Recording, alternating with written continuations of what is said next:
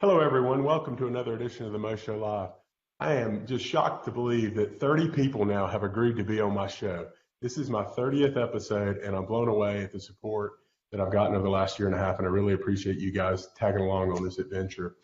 As many of you know, and I hadn't really touched on this much in much of my shows, but I'm a trial lawyer in Huntsville, Alabama, with the firm of Martinson and Dickson. I'm licensed to practice law here in Alabama, and I'm also licensed in Tennessee, but the bulk of my work here is in Alabama. And the agency or board that regulates lawyers here in the Alabama is Alabama State Bar. And our bar does such a great job of providing services to our members like myself and to our public at large. There's so many things that the bar does for so many folks in and out of the practice of law that I really wanted to highlight those things so other lawyers can find more information about the bar and so that members of the public can find out what does the state bar do for them? How do they regulate lawyers, and why do I need to be involved and understand what's going on with the state bar? So that's what our topic is about today. So without further ado, I'm excited to introduce my guest, my friend, Christy Crow. Christy is the president-elect of the Alabama State Bar, which means she's going to be the next president of the bar. She's a graduate of Auburn University. While she was in school at Auburn, she began clerking with her current law firm. She's also a graduate of the University of Alabama School of Law, so she's got the clash going on of going to undergrad at Auburn and law school at Alabama. And she's a partner in the law firm of Jinks, and Dickson. She specializes in civil litigation with an emphasis on personal injury, products liability, and as many smaller town lawyers do, sometimes gets involved in other areas to take care of the long-term clients that they have at their firm. She, over the years, has served in many, many roles with the Alabama State Bar. She's been president of the Young Lawyers section. She's been a bar commissioner. She has been on the executive committee for past other Alabama State Bar presidents. And she has recently been the chair of a disciplinary commission. And I am glad to say I did not have any interaction with Christy in that role. And me too. And she and her husband, as I understand it, own a pumpkin patch. So there's a fun factoid about Christy. But Christy, thank you so much for your service to our bar, and thank you for your time today. How are you doing? I'm doing great, Morris. Thank you so much for inviting me. I'm excited to be on here and to be able to share what the Alabama State Bar is doing with our members and with the public. Yeah, well, we really have a great bar, and the bar is one of those things that a lot of times if people don't have any interaction with them, they don't really know what's going on. So I really think this provides us a great opportunity and platform to kind of share what the bar does for its members and everybody else at large. And before we get started, hey folks, if you're watching the live show, please say hello. I've already had my friend Nick Rishwain and Daryl Dickson. Daryl's a lawyer in Kentucky. Nick is a law school graduate and works with a company out in California. So I appreciate you guys already joining us. But if you're watching, please say hello. Let us know if you've got a question for Christy about the bar. Please chime in. If you're watching the recorded version, if you got questions, we'll monitor the comments after the show and provide you feedback or answers if we can. And please like and share if you're watching so we can spread the message to the bar. But I guess the first thing, Christy, that I thought would be kind of important, and you might have some more data on this than I do, was to kind of give somebody, the people watching, the size of the bar. We've got, for a state that's not known for having a large population, we have over 18,000 members, I think, in our bar. And folks, Daryl, Nick, watching, we got 67 counties, we've got 41 judicial circuits, and approximately 150 circuit judges in our bar. So we have a pretty big bar for what people might consider a rural state, don't we, Christy? We do. And the thing about it is the Alabama State Bar is known around the country for not only the size of the bar, but the quality of the lawyers we have. If you go to almost any state in the country and talk about lawyers from Alabama, you're going to be quick to learn that we have some of the best quality lawyers in the country. And so I'm proud to be representing a bar our size and also the quality of the lawyers that we have in our bar. Yeah, and that's not why we're here, but folks, but I will tell you to an end that when you talk to lawyers that have more of a national practice or a regional practice, they'll tell you that the lawyers in our state can go toe to toe with lawyers in any other state. There's no doubt about it. Christy, can you kind of tell our viewers, what is the role of the bar? Kind of maybe touched on that just a tad at the beginning. What's the role of the bar in terms of, I know that's a really big question, but just can you give us a really big, broad, big picture of what the role of the bar is? Sure. Well, Alabama has what's called a mandatory bar, which means that every lawyer in the state of Alabama has to be a member of our bar in order to practice law. Other states have voluntary bars, so you can either be a member or not be a member. But in the state of Alabama, if you want to be licensed to be a member of the Alabama State Bar and you want to practice law in the state, you have to be a member. And the reason that's important for the viewers to know is that one of the roles of the bar is to regulate our members. That's not the primary role, but we want to protect the public from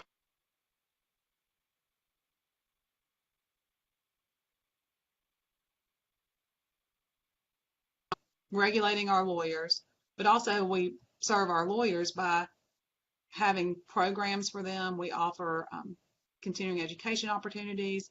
We have a lot of ways for people to get involved. And so we have a dual role in the state of Alabama. Yeah. Well, and there's so many programs that are available through the bar for young lawyers, for different sections, people that allows lawyers that are trying to, their practice is niched down a little bit, that allows them resources to help them in their specialized practices and their clients in those areas. I guess, one of the things that struck me, I was just curious about that before we kind of dive right into a little bit more about the bar and some topics that you and I had discussed ahead of time we wanted to touch on, was what's your inspiration? I mean, I know, and I haven't been in this role, but I know how much, I've got to imagine how much time it takes to be the bar president and then already be president-elect. What's your inspiration for wanting to do this and take time out of your practice to do this? I love lawyers. I didn't come from a family of lawyers. If you read my biography, you'll see that we don't have any lawyers in my background. Neither of my parents were lawyers. My grandfather got through 6th grade. So I'm not from a family of lawyers. I didn't come from a long tradition of lawyers. But when I came to work for this firm when I was 18 years old and started working and getting to know lawyers, I just fell in love with the practice of law. Where I practice is a very rural area, and you get the opportunity to help people every day. And most lawyers that I know really want to serve others. And I guess I have taken that one step further by not only wanting to serve my clients, but also serve other lawyers. So I guess my inspiration would be, in a word, to serve. Well, I think that's great. And we're so thankful, members of the bar like myself, are so thankful that someone with your background and your skills are willing to step up and do that. So thank you, and thanks to all the other people who are bar commissioners and serving in those capacities with the state bar. Real quick, thank you to Mark Homer and Sarah Stahl for joining us, and everybody else that's watching. If you've got questions, folks, let us know. Our guest today on the Mo Show Live is Alabama State Bar President-elect Christy Crow. I guess, Christy, one of the things that, we talked about that we wanted to touch on that I think is important for people watching to know, and it's really been a hot topic in the last few years in our state, and probably is in many other states, which is judicial funding. When we start talking about 18,000 members with 41 judicial circuits and all the people it takes to run the court system, can you give our viewers an idea of how the court system is funded and how the court costs and fines are used in Alabama? Well, I will say this. I was shocked when I started seeing the hard numbers on the court system and what an economic engine it is for the state of Alabama. In 2016, the court system collected and then dispersed to other people $468 million. That means through our circuit clerk's offices, they had to collect $468 million, and then that went to other places. Some of that went to the general fund. We gave $63.5 million of that to the general fund. The executive branch got $59.4 million. Crime victims. The circuit clerks collected $14.3 million for crime victims and dispersed that to the victims. Child support, we had $161 million in child support come through our court systems. Businesses and individuals had $134 million, and then $35.6 million went through other sources. But the annual budget is around $190 million. And that's a big economic engine for the state of Alabama as well, because that's $190 million in salaries, primarily salaries, that's going to members of the public that are working for the court system, and judges and law clerks and all that. So what I think people don't understand about the judicial funding issues that are frequently talked about is that the court system can be self-sufficient, and in fact, we give money back to the general fund. and don't cost the general fund any money. Yeah. Well, I didn't until you just said that. I had no idea the numbers for that staggering. That is amazing and to hear. I know there's been a big emphasis on collecting outstanding court costs and fines and things, and certainly more in the criminal arena to really drive those numbers up. But that's amazing to hear that the amount of money that the court system generates and gives back to operate other areas of our state. And I will tell you, and I would be remiss if I didn't, as a mother who was a judicial assistant for 20 years, we have many people who work in the court system who do a great job. Who, it's dealing with the public, so there's a lot of positives and things about it, and some things that are not so positive sometimes. And you get people a lot of times that they're coming to court, they're not in a good mood. But these people do a great job at the circuit. They do a great job in the judge's office and the clerk's offices and everywhere else, and do it. And they don't get a lot of pats on the back. So, we really want to thank them for what they do to allow us and our clients to have access to justice. Oh my gosh, it's such a huge honor to be able to work with people in the clerk's offices and in the other parts of the court system, because you're right, they are the people that make the system work. And they're really working hard on very tight budgets, because it seems as if the court system seems to be a place where the legislature thinks that they can cut and not adequately fund from time to time. And adequate funding of the court system is probably one of the biggest issues for lawyers in the state of Alabama, and for our clients, and for people that need child support collected for them. Things like that adequate funding we must have adequate funding in order to do those things.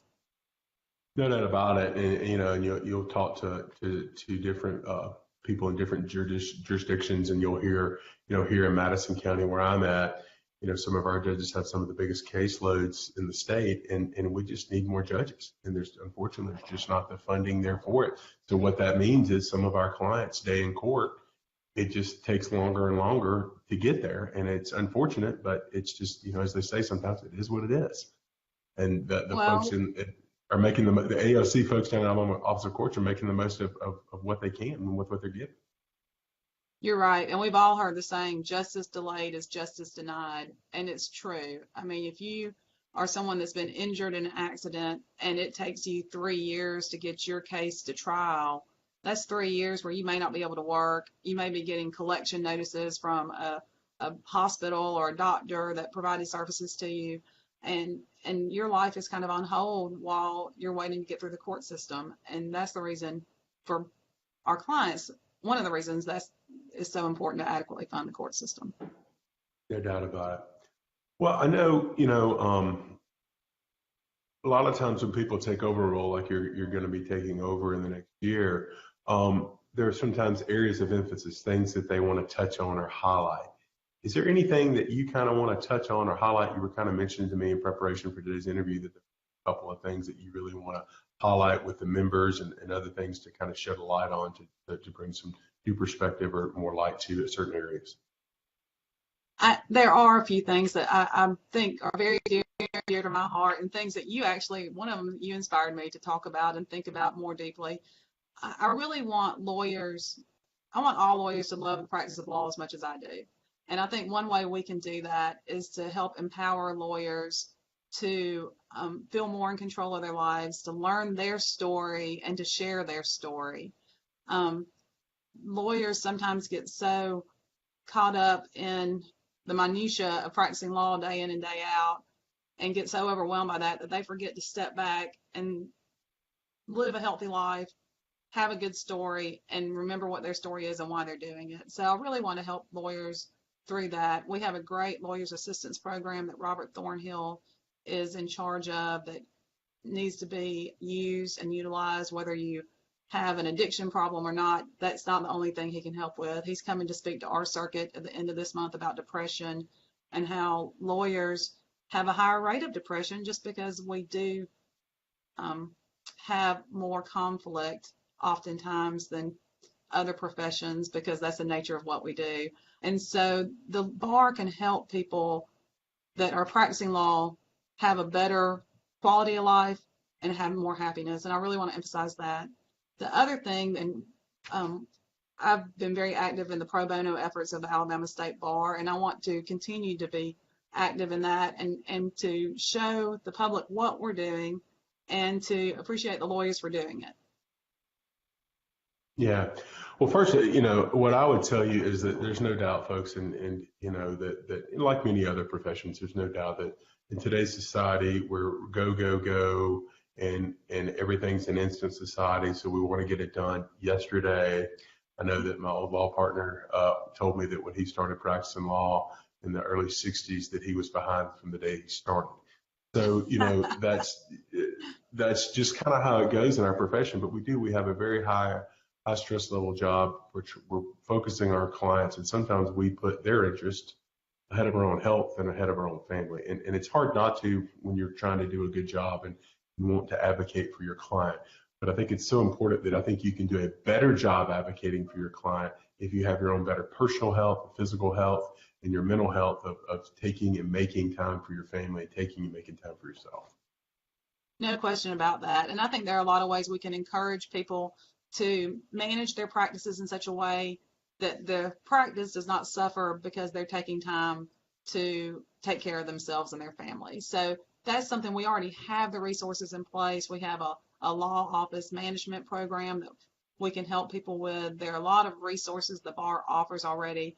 And so I want part of my mission in my leadership of the bar is to spread the word about what the bar is doing for its members and the resources available. Because even as active as I've been in the bar over the last 15 years, I still find out about programs that we have that I didn't know about when I start asking the right questions. So if I want to make sure that our bar members know we're here for them, we want to make their lives easier, and we can make their lives easier if they just ask.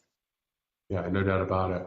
Hey, everybody, if you're joining right now, welcome to Motion Live. Our guest today is Christy Crow. She's president-elect of the Alabama State Bar. And we are talking about how the Alabama State Bar serves its members, people like me and Christy, and how it serves people at large here in our great state. And Christy, we got our friend Bernard Nomberg, who has been active with the State Bar down in Birmingham in the workers' comp section and other areas of the bar. We got Kent Richardson from up in St. Louis join us. Thank you guys for joining us. Again, if you're watching, you got questions for Christy or want to give feedback, please chime in the comments. We'll be glad to get to those.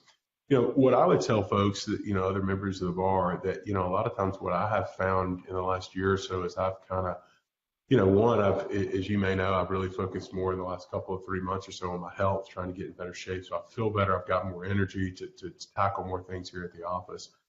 But as I've shared that story with others, and as I've begun this journey of reaching out and highlighting, people who are doing good, the community nonprofits, where the causes like the State Bar and things that I think the public needs to know more about, it's allowed me to connect better with my clients on a humanistic level.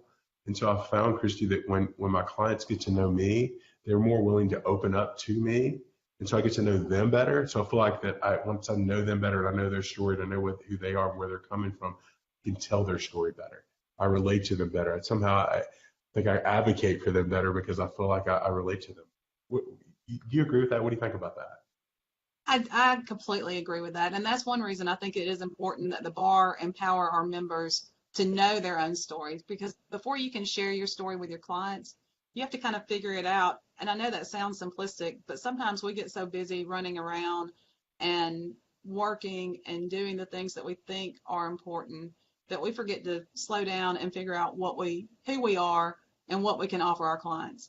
And so I think while it's hard, the more vulnerable you can be and honest about your own struggles, and I've watched your transformation online myself, Morris, because I've been impressed with all your gym membership and all that, and that's hard to say. I'm putting it out there.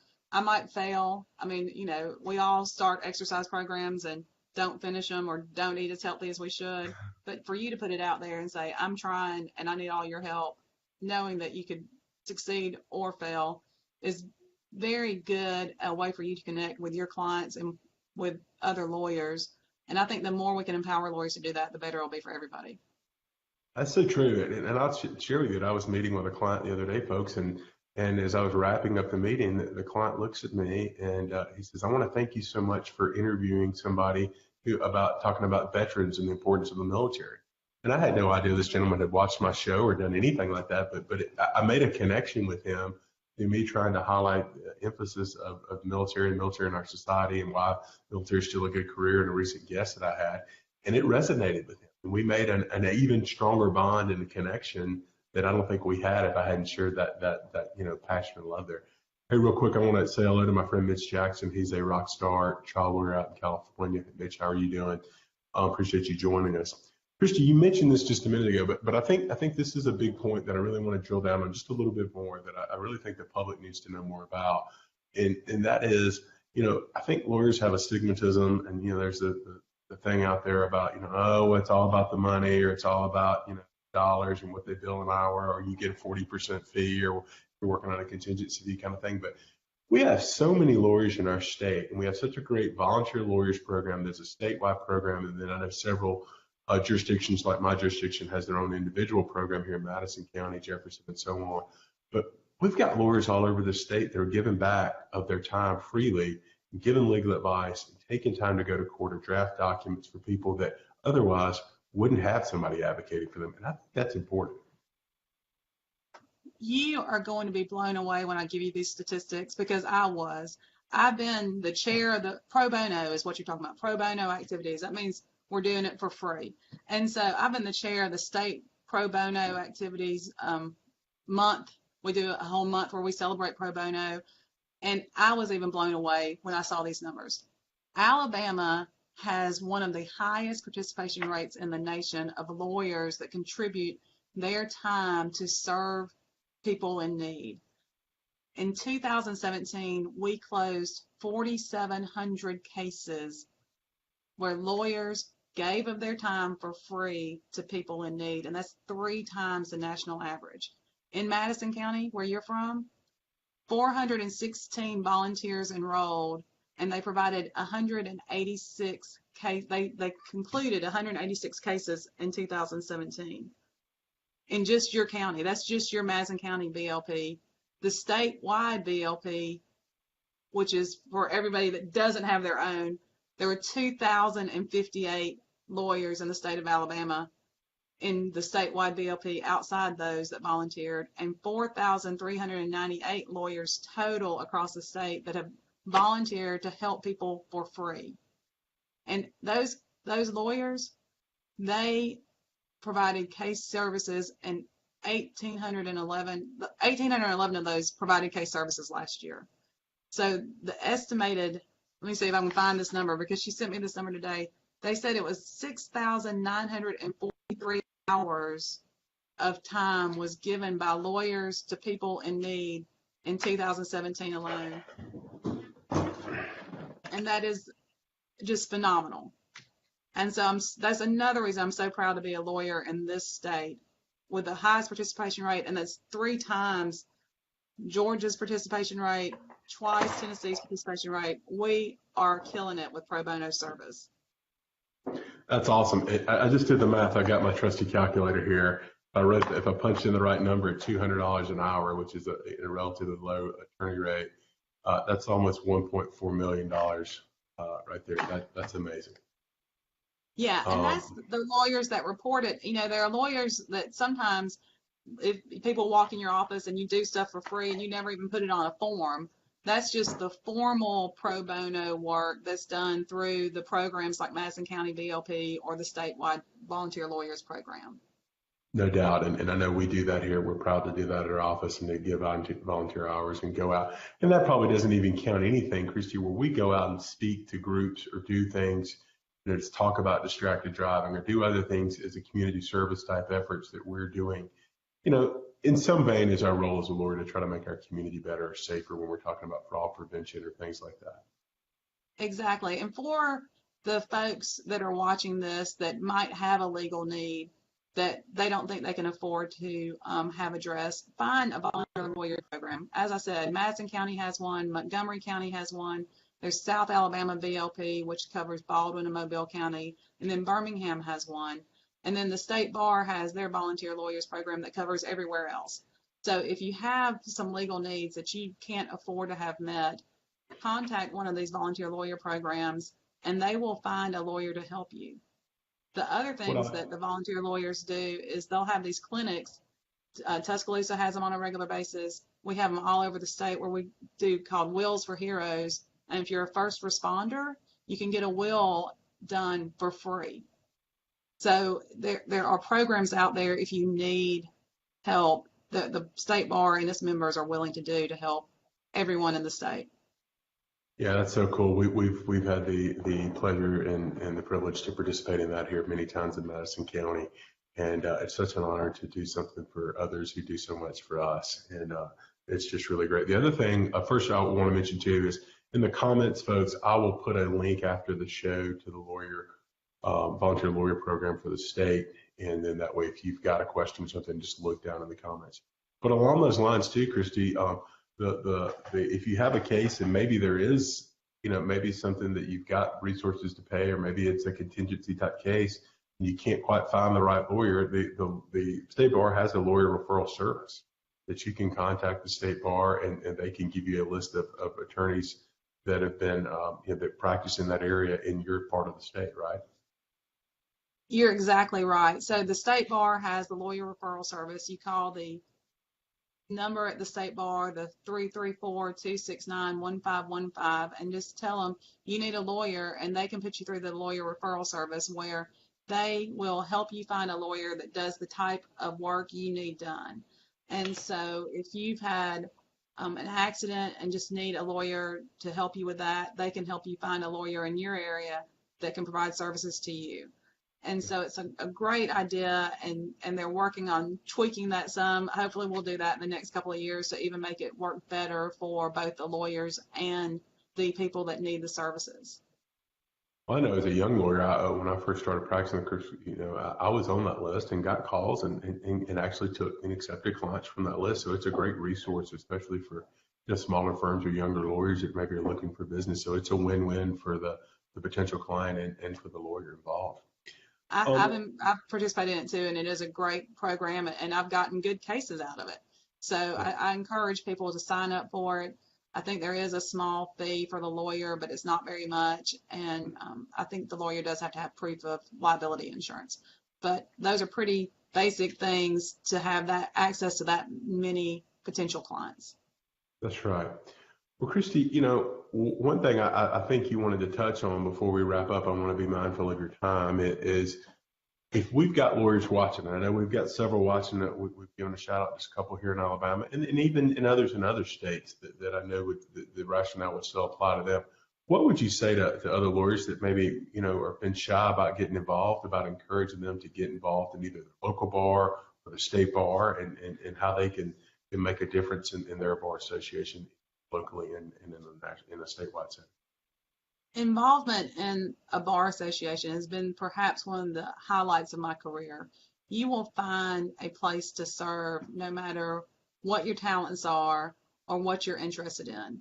If you see a problem that you think the bar needs to address, let us know, because there are problems out there that I might not run into in my practice, but that if you're in a different type of practice or in a different geographical area in the state, you'll see and identify, and you think, well, the bar should be doing something to address that. Well, it may just be that the leadership in the bar doesn't know about that. So I would encourage everyone to reach out, see the committees that are available. You can go onto the Alabar website and see what committees have already been formed and what task force have already been formed. And if there's something that you're interested in or relates to your practice, volunteer. We'll put you to work. Well, that's great. I know that we've been actively involved here, and my law partner, Doug Martinson, I think is the immediate past president of the Madison County Bar, and we've got, I think, 800 plus members in our local bar association. So we're big believers of that here and giving back and doing. But I would encourage that. If you've got questions, if you're watching today, I spoke with a lawyer recently who had a question about something, and I said, I'm not sure of the answer to that question. It was a legal question about a protocol, how to handle something. I said, I think this is how it is. I said, but before I step any further into that area, I would just contact the bar and ask if they can give you an opinion on that or some feedback on it. So I know over the years that if I've got questions, I've done that many times. And that's always makes you feel a lot more comfortable as a lawyer that, hey, this is what the bar recommends or what they would guide me in that direction. Oh my gosh, yes. We have a great general counsel office. Roman Shaw is our new general counsel. He came into that position about 3 or 4 weeks ago. And we have 3 assistant general counsels that are all rock stars and have knowledge about every particular issue that could be facing a lawyer. And if they don't know the answer, they'll find it. Tripp is down there in the ethics department now, and he will give you an opinion.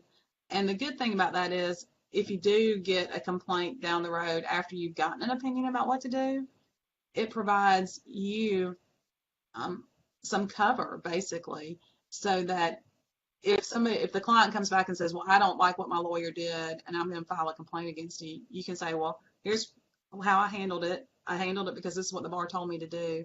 And that gives you some safety and some comfort. It makes you sleep easier at night. Sure, it sure would. Well, folks, I would encourage you, if you're a member of your local bar or state bar in Alabama or any other state, if you're watching my fellow lawyers around the country that are watching, please get involved. You can really make a difference and and you, as Christy said, you can find a niche to get involved. And for those watching, if you're just joining us, our guest today on the Most Show Live is Christy Crow. She's president-elect of the Alabama State Bar, and we have been talking about the role of the state bar, how our judicial system here in Alabama is an economic engine for our state. It produces a lot of revenue, and how the state bar gives back to its members. And Christy, anything else that you want to touch on that you want the members to know about or the public to know about that we didn't hit on as we wrap up here? Well, I could talk about the state bar and all the great things they're doing for as long as you wanted to, but I think we've covered a lot. And again, you can contact me. You can contact Philip McCallum as our executive director. Sam Irby is the president this year. We are all have open ears, and we are ready to hear from you and to see what we can do to help you make your practices better, make your lives better, and make your clients' lives better. Well, that's great. And what I'm going to do, Christy, is when we get done, I will put a link in here to the Alabama State Bar website for everybody if they want to go there to get information.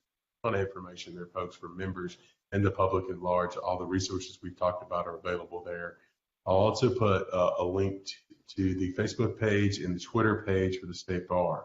I would encourage you, even if you're not a lawyer, follow and like the State Bar on social media.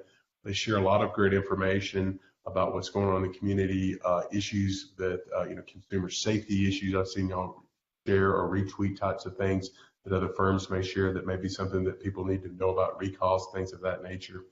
And they're also, the great thing about the bar that I love being, friends with the bar online is that we'll reshare great things and other stories that the members and the firms are doing in our state. And it's always great to see the great work that all the firms and the members are doing around the state. Christy, thank you so much for your time today. I appreciate all that you're doing and everybody else down at the State Bar in Montgomery is doing around the state to serve our members and to make it such a valuable resource for lawyers like myself and for the public at large here in Auburn. Well, thank you for your service to the bar and for letting us come and share this information with you and all our watchers. Well, thanks, everybody. If you've enjoyed today's show, I really would appreciate you liking and sharing it out so we can get the word out about the State Bar. And again, if you've got questions about the referral service, volunteer lawyers program, and the State Bar, we'll put links down at the bottom. Thanks, everybody.